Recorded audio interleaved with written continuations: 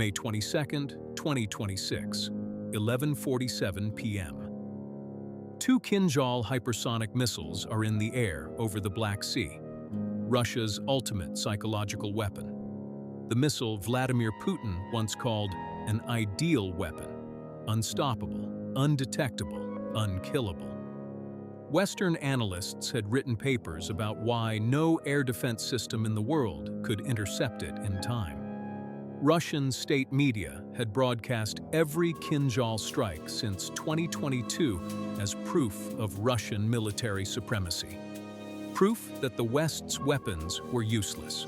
Proof that Ukraine was defenseless against the future of warfare.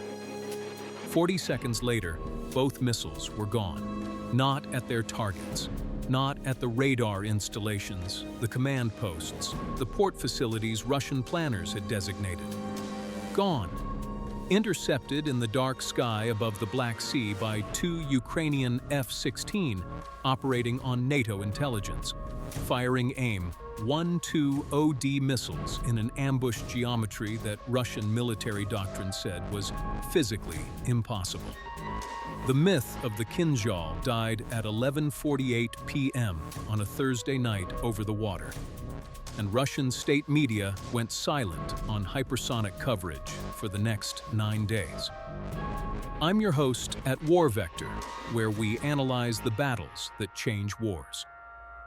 Tonight, we're breaking down how Ukraine's Air Force planned, rehearsed, and executed the most consequential air intercept since the Falklands War. How two F-16 pilots trained on NATO doctrine stepped into the dark and destroyed the cornerstone of Russia's psychological warfare strategy. This is the story of the intercept over Crimea, and it started months before that Thursday night. The story doesn't begin in May.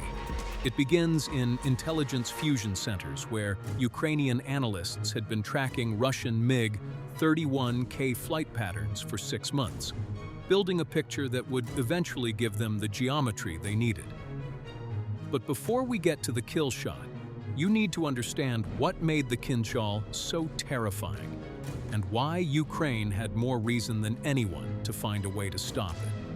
The KH-47M2 Kinzhal, carried exclusively by the MiG-31K Foxhound interceptor, Russia's fastest and highest-flying aircraft still in frontline service. The missile is essentially a modified Iskander ballistic missile, adapted for air launch. It weighs approximately 4,300 kilograms. Its warhead carries 480 kilograms of high explosive.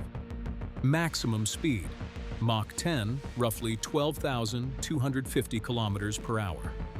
Operational range, approximately 2,000 kilometers, though combat launches typically happen at ranges between 800 and 1,500 kilometers to keep the carrier aircraft outside enemy air defenses. The flight profile is aeroballistic. The missile follows a ballistic arc into the upper atmosphere before diving toward its target in a steep terminal descent. That terminal phase is where the speed becomes most lethal. By the time the Kinzhal begins its final approach, it's traveling so fast that conventional air defense radar has only seconds to classify the track, calculate an intercept solution, and fire. Seconds, not minutes. Russia had used the Kinzhal operationally since March 2022.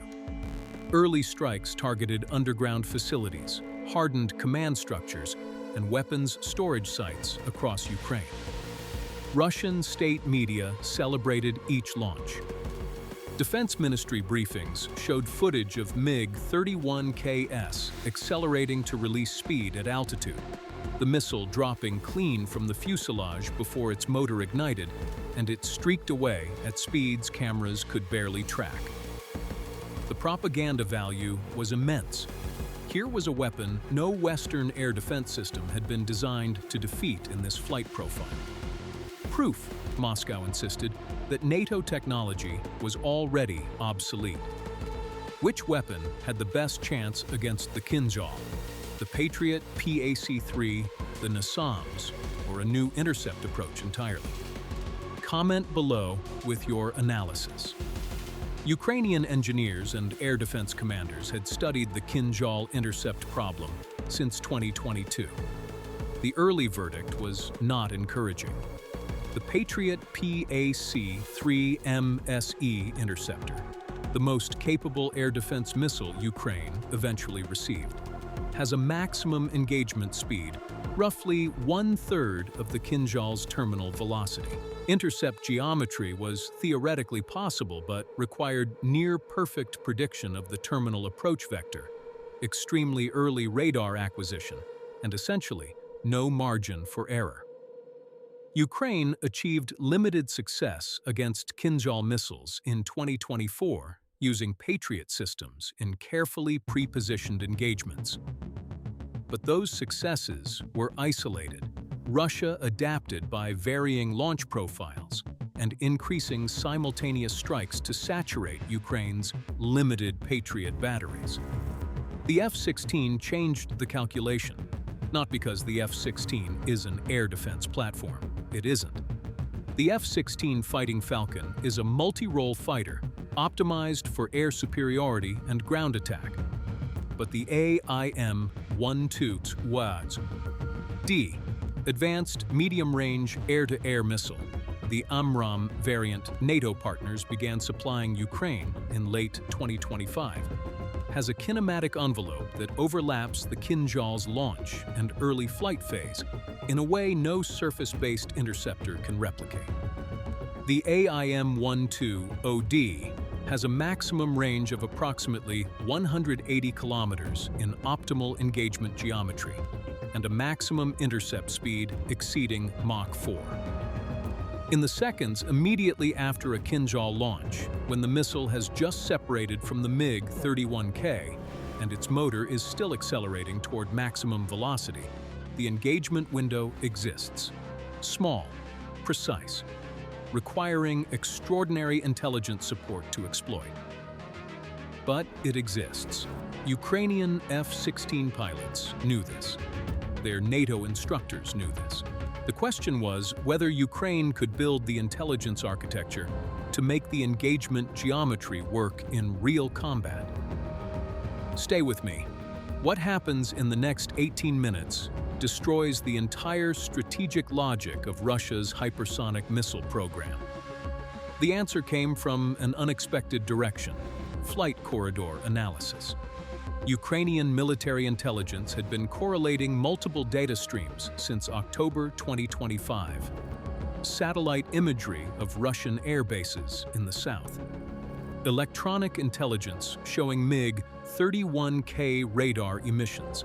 Flight tracking data from NATO assets in international airspace. Communication intercepts. The picture that emerged over 6 months was startling in its regularity.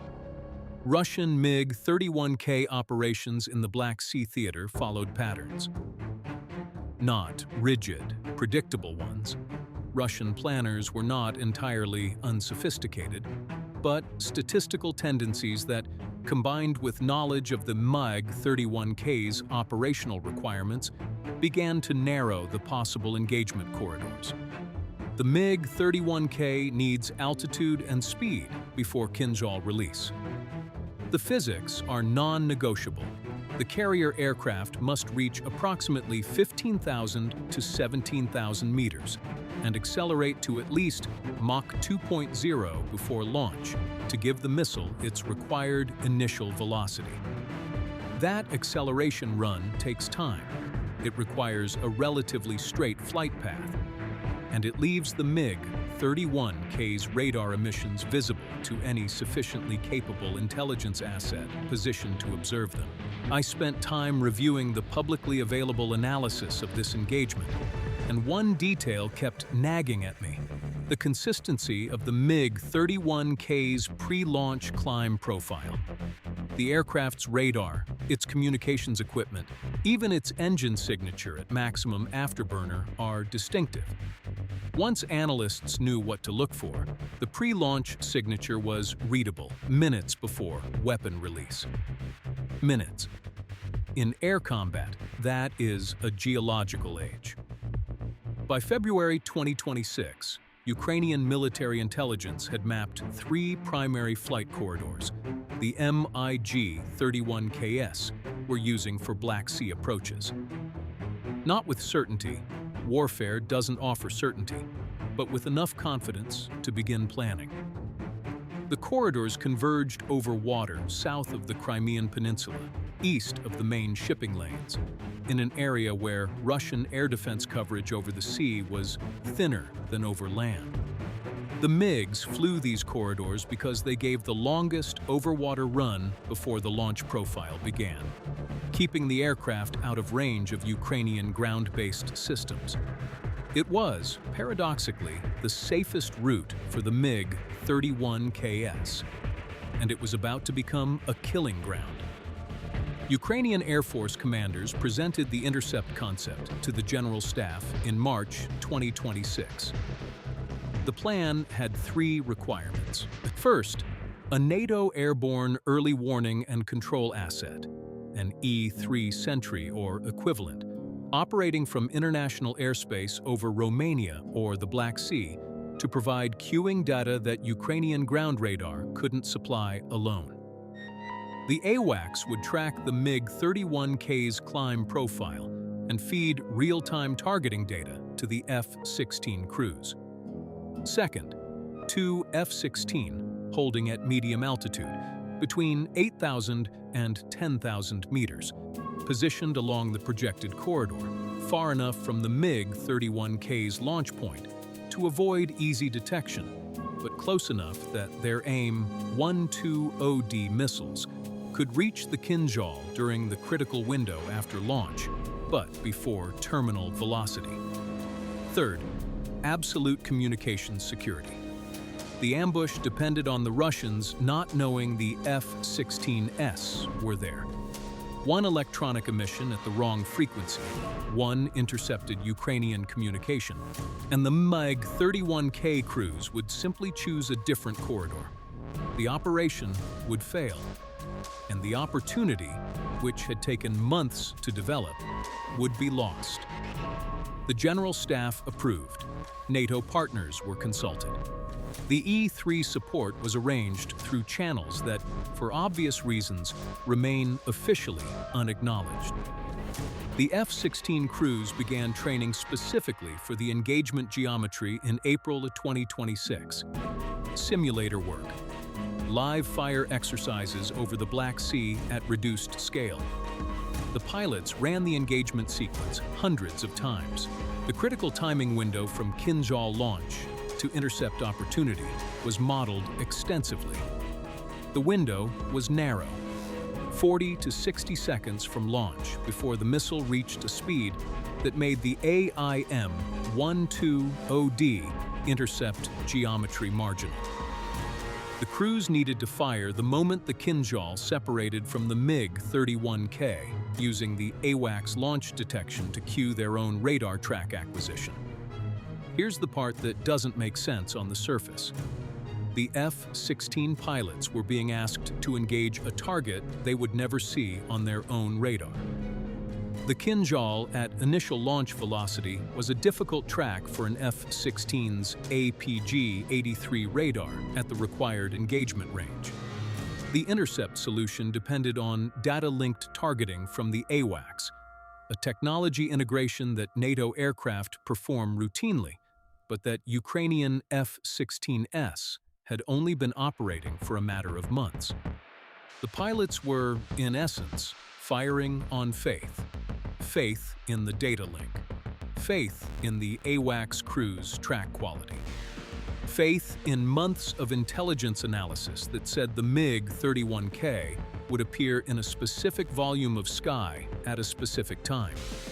How many Kinzhal missiles had Russia launched against Ukraine between October 2025 and May 2026?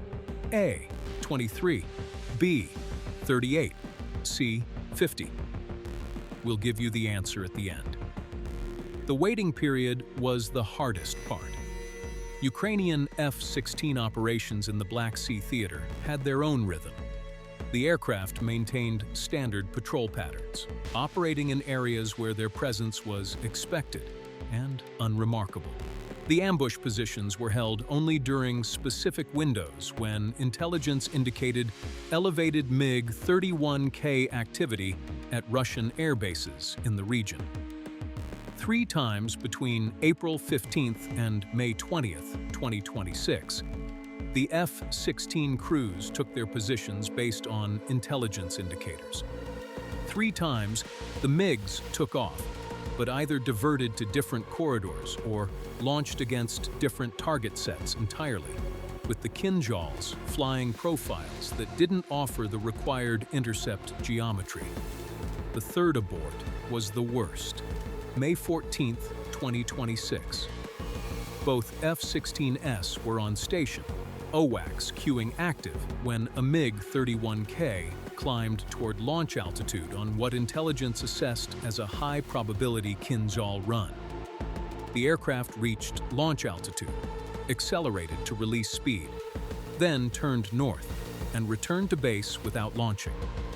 Someone in the Russian command chain had called it off. Post-event analysis suggested a weather system over the target area may have compromised the strike's expected accuracy. The F-16 crews landed, debriefed, and went home, knowing they'd have to come back. Subscribe to War Vector if you want to understand how modern warfare actually works. These aren't simple engagements. They're months-long operations disguised as split-second decisions. 8 days later, on the afternoon of May 22, 2026, signals intelligence from multiple sources indicated elevated activity at a Russian airbase in the occupied Crimean interior. Ground personnel were observed conducting pre-flight preparations on at least 2 MiG-31K aircraft. Fuel loads and ordnance configurations were consistent with a Kinzhal strike profile. The intelligence assessment circulated to Ukrainian Air Force operations. Probability of Kinzhal employment within the next 12 hours, high. The F-16 crews were briefed at 8 p.m. They reviewed the projected corridor analysis.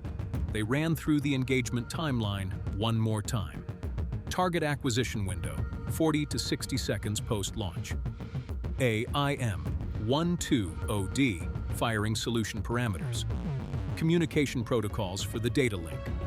Emergency procedures if the intercept failed. At 9:15 p.m., both F-16s launched from a dispersed operating base whose location remains classified. They climbed to their holding altitude in darkness, running without navigation lights, radar in standby mode. Radio communications were minimal and on prearranged burst protocols. The AWACS track indicated the MiG-31KS had taken off from the Russian base at 9:42 p.m. Both aircraft were climbing, heading south, toward the Black Sea. Put yourself in the Ukrainian F-16 pilot's cockpit for a moment. You're at 9,000 meters over the Black Sea in complete darkness. Your radar is off. You have no radar picture of what's happening 50 kilometers away. You're watching numbers on a screen, altitude, speed, bearing, being fed through a data link by an aircraft you can't see. Those numbers are telling you that 2 of Russia's most capable aircraft are climbing toward launch altitude with weapons that will be traveling at Mach 10 within 2 minutes of release. And your job is to fire a missile at the exact right moment at a target you cannot see, based entirely on data from systems you've only been integrated with for a few months. That is not an exercise. That is what courage looks like in 2026. At 10:18 p.m., the AWACS crew reported both MiG-31KS had reached the launch altitude band and were accelerating along the projected corridor. The corridor was tracking within predicted parameters. The F-16 crews activated their radar for acquisition. The APG-83 AESA radar, slaved to the AWACS data link coordinates, began searching. Track acquisition confirmed on both MiG-31K aircraft at 10:19 p.m.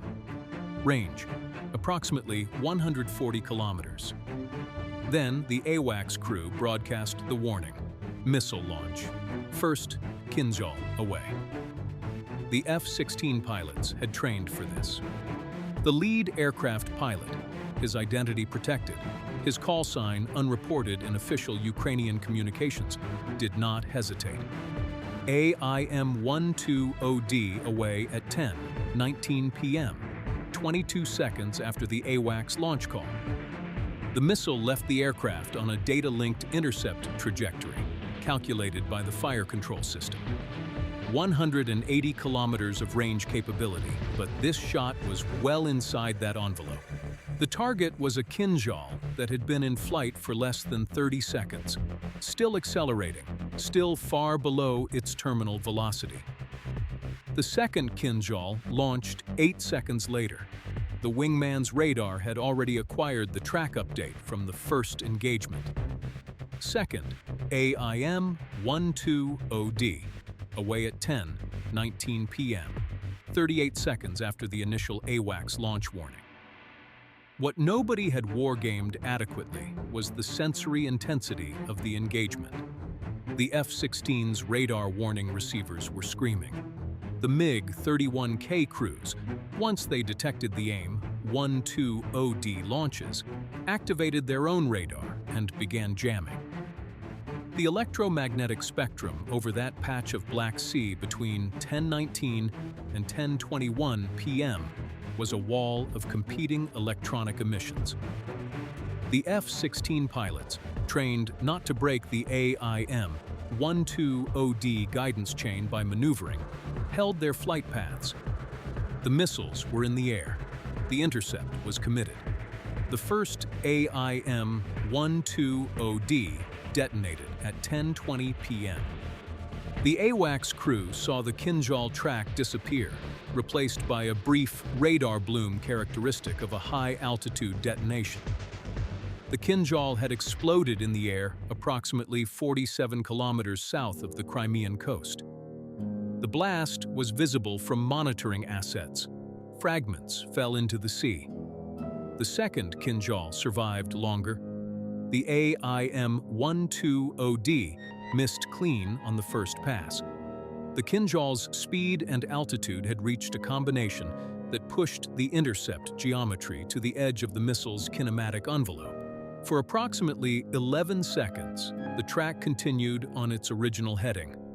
Ukrainian air defense operators watching the radar picture saw the track moving. The Kinzhal was going to exit the engagement window. The intercept had failed. But the AIM-120D hadn't given up. The missile's onboard active radar seeker had acquired the Kinzhal on its own. Without further data link guidance, the AIM-120D adjusted its terminal intercept profile. The proximity fuse detonated within fragmentation range. The second Kinzhal's motors separated from the warhead. Without propulsion, the aerodynamics of the hypersonic glide became uncontrolled.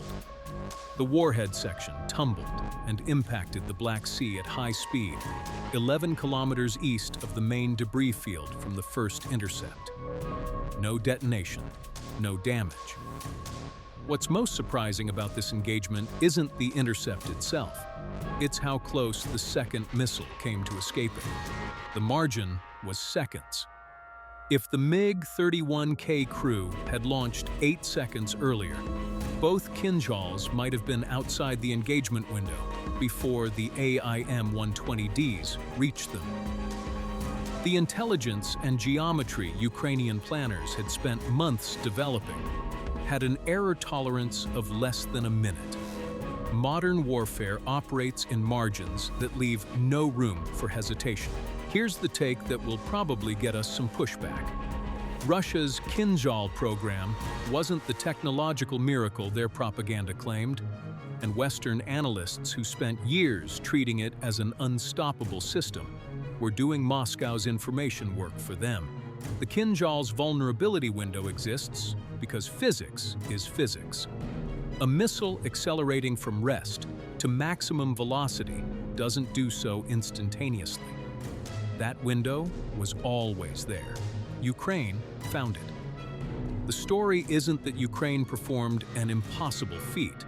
It's that Russia had relied on the perception of impossibility as a substitute for actual invulnerability. The MiG-31K cruise turned north immediately after the second launch. Full afterburner, climbing through 18,000 meters, heading for Russian-controlled airspace. The Ukrainian F-16 pilots did not pursue. The mission parameters had never included prosecuting the MiG-31K carriers. That would have required penetrating an air defense environment. The F-16s couldn't survive unescorted.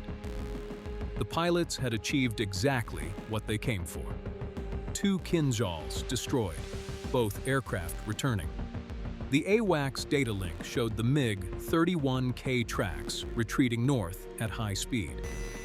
At 10:23 p.m., 5 minutes after the first launch warning, the F-16s turned for home. The pilots didn't yet know the full significance of what they'd accomplished. They'd had a good engagement. They'd fired on valid targets and achieved intercepts. In pilot debrief culture, the mission had gone as planned. The bigger picture, the strategic implications, the propaganda collapse in Moscow, the 9 days of silence from Russian state television's Kinzhal coverage, that would come later. If you believe tactics win wars, type war vector in the comments. Ukrainian Air Force spokesperson Yuri Ihnat confirmed the intercepts in a statement released at 7:15 a.m. on May 23rd. The language was careful. 2 hypersonic missiles were intercepted during a single engagement in the Black Sea region, but the implication was clear enough. Ukrainian social media parsed the statement within minutes. By 9 a.m. local time, the intercepts were the top story in Ukrainian news. By midday, Western defense correspondents were asking questions at Pentagon and Ministry of Defense press briefings that officials were carefully not answering directly while not denying. Russian state media's response was, in its own way, more revealing. The channels and official accounts that had for years relentlessly broadcast every Kinzhal launch said nothing. The morning shows that routinely featured defense analysts praising Russia's hypersonic superiority did not address the intercepts for 9 consecutive days. When Russian military bloggers, the Telegram channels that sometimes report operational reality that official channels ignore, began discussing the engagement, their posts were deleted or their accounts restricted. The silence was its own message. Moscow understood immediately what had happened, even if they couldn't acknowledge it publicly. What would NATO have done differently in terms of the support architecture for this intercept? Comment your tactical analysis below. We read everything. Behind the scenes, the strategic implications were landing harder than the debris in the Black Sea. The Kinzhal had been the centerpiece of Russia's anti-access area denial strategy for the Black Sea theater. The missile's combination of range and speed meant that Ukrainian naval activity, coastal infrastructure, any high-value target Russia wished to strike from standoff range, had been potentially at risk in a way Ukrainian air defense couldn't reliably negate. Commanders on both sides had built operational plans around the Kinzhal's presumed invulnerability. Russian planners had been willing to expose MiG-31K crews to significant operational risk because the psychological return on Kinzhal strikes had been so high. The missiles bought fear. Fear bought operational space. Operational space was worth pilot lives and expensive aircraft. On May 22, 2026, that calculation inverted. The MiG-31K crews who had taken off that night for a routine strike mission had survived. but they had also exposed the Kinzhal intercept corridor to Ukrainian intelligence analysis that would now be refined and improved. Every future Kinzhal launch would have to account for the possibility that F-16s were waiting in the dark with AIM-12ODs and a NATO data link. The psychological weapon had acquired its own vulnerability. And once a weapon's invulnerability is broken, the psychological effect works in reverse. The obstacle course Ukrainian air defense had navigated to reach this moment was not just technical. There had been persistent institutional resistance in certain Western analytical circles to sharing the full scope of MiG-31K operational data with Ukrainian planners, on the grounds that such sharing might compromise collection sources. The breakthrough came in December 2025, when a senior NATO commander authorized an expanded intelligence sharing protocol, specifically for the Kinzhal intercept program. The protocol was deeply classified, and its existence was not publicly acknowledged. But it was the piece that completed the picture. Without it, the corridor analysis Ukrainian intelligence had built would have had gaps large enough to make the engagement geometry unreliable. One detail that stuck with me in researching this engagement: the data sharing authorization was granted on a Thursday afternoon by a NATO officer who had been skeptical of the program for months. His reasoning for the change of position, according to sources familiar with the discussion, was a single sentence in an analysis report. The window exists. Ukraine can take it.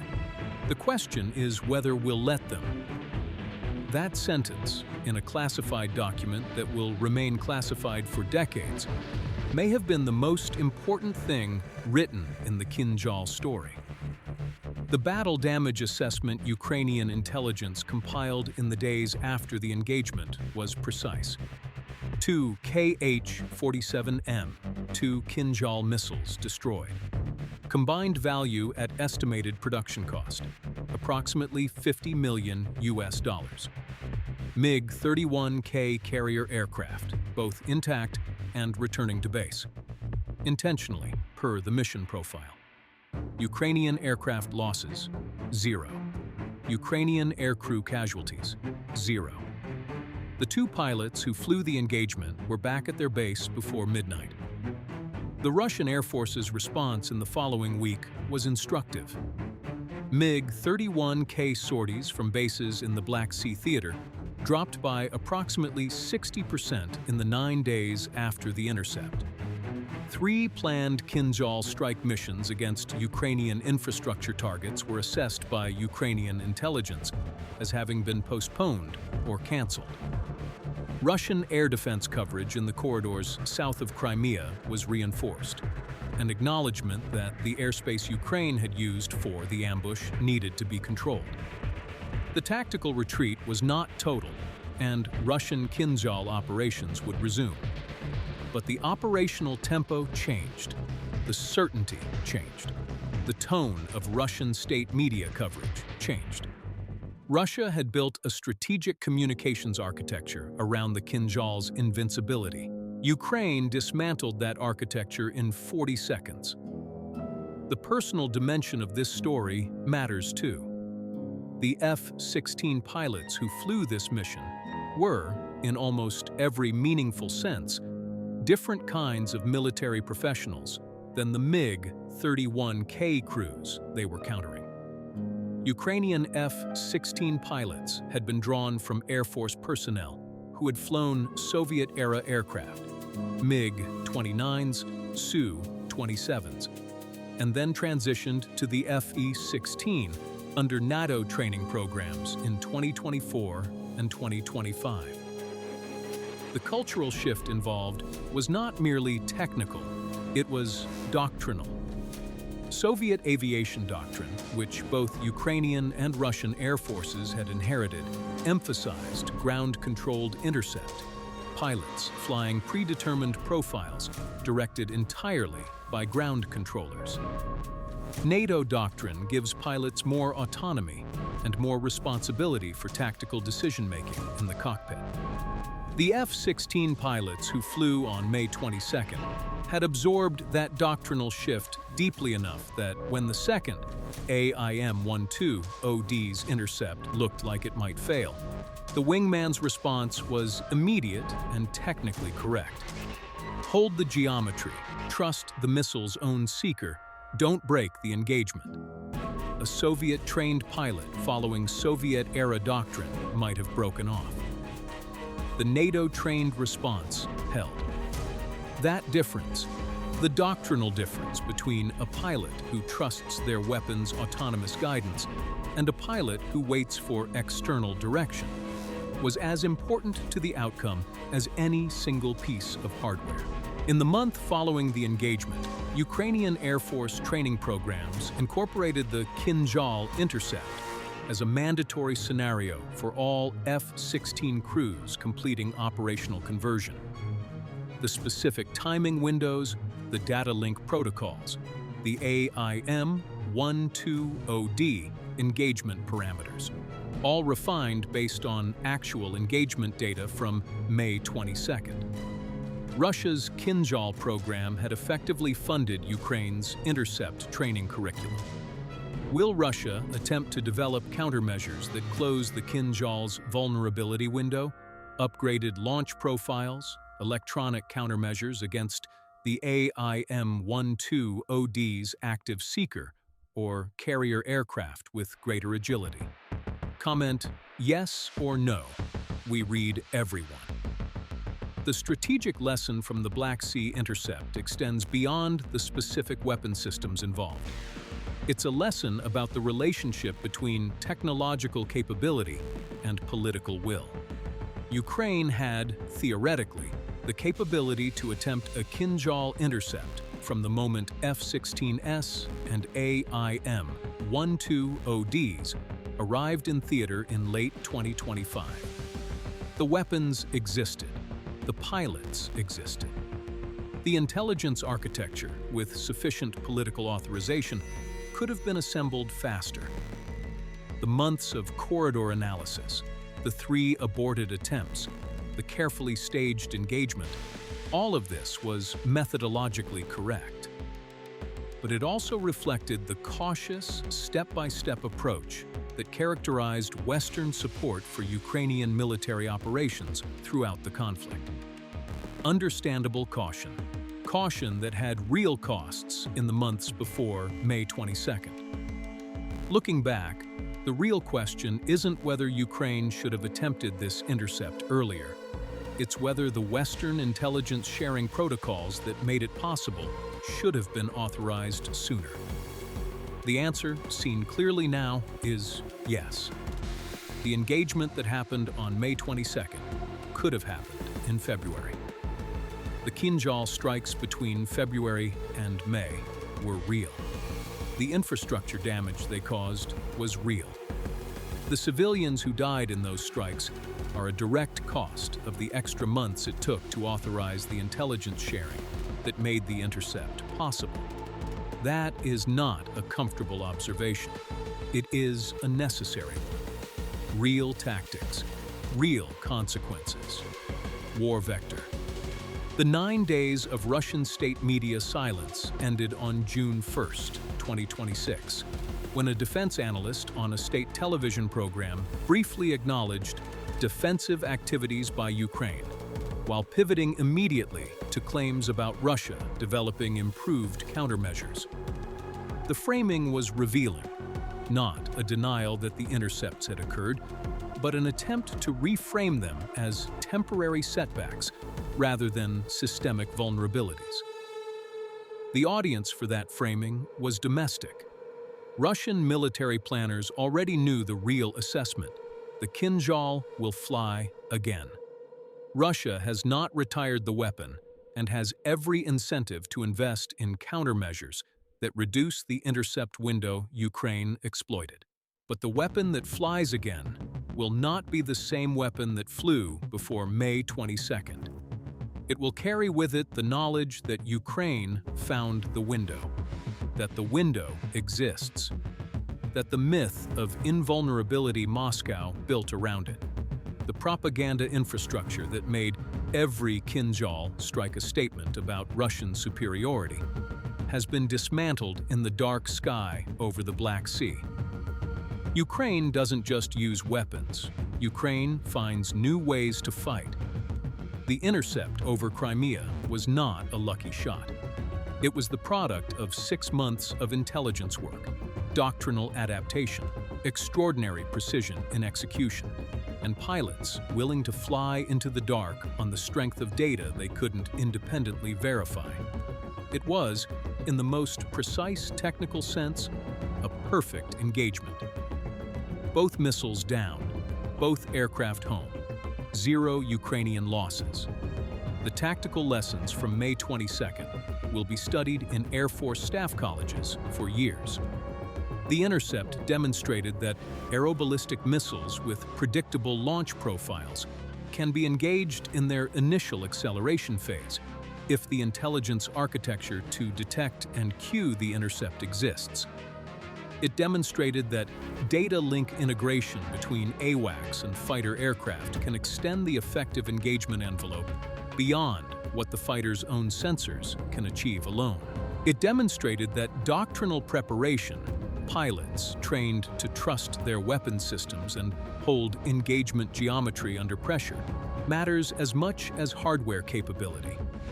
And it demonstrated again something Ukraine has proven repeatedly throughout this war, that the defense of a determined nation, properly supported with the right intelligence and the right equipment, can defeat the most expensive offensive weapons a large military can deploy.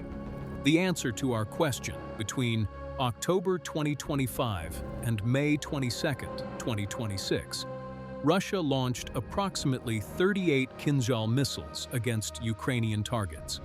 That's answer B. The actual confirmed number from Ukrainian Air Force records and OSINT analysis stands at 38 documented launches during that period, with hit rates varying significantly based on the defensive architecture available at each target location. The engagement on May 22nd was the first time 2 Kinzhals were intercepted simultaneously in a single coordinated engagement. Prior Ukrainian successes against Kinzhal missiles had been individual events with larger time separations. The simultaneous 2-for-2 intercept was a qualitative step change in capability. 3 questions that deserve serious analysis. Was the decision to prioritize destroying the Kinzhals over prosecuting the MiG-31K carrier aircraft the right tactical choice?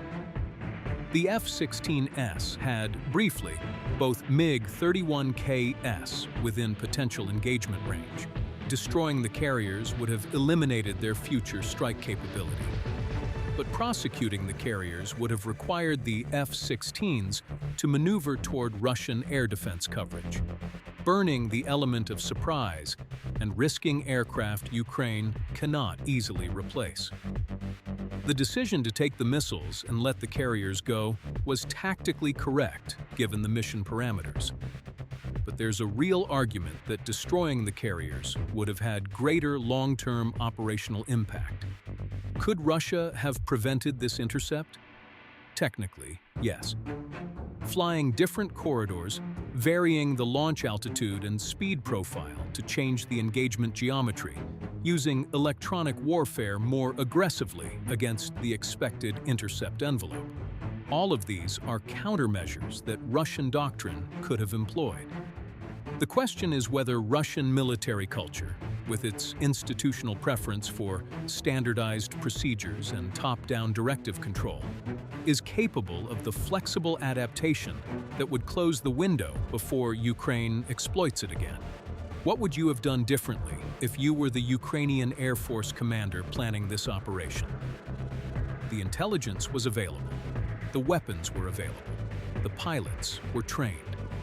The question was always risk tolerance and the operational security discipline to hold the operation together through 3 aborted attempts before the geometry aligned.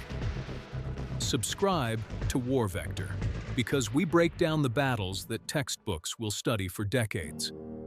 The decisions made in these engagements, the intelligence sharing authorizations, the doctrinal adaptations, the split-second choices in dark cockpits over the Black Sea. These are the decisions that shape wars. Understanding them isn't just history, it's preparation. The Black Sea is quiet tonight. The debris from 2 Kinzhal missiles rests on the seafloor south of Crimea. Silent reminders that speed alone is not invincibility, and that the most powerful weapons in any arsenal are the intelligence, the preparation, and the discipline of the people who face them. Modern warfare punishes the myth of invulnerability without mercy. Ukraine found the window, and when the moment came, they didn't miss. Stay vigilant.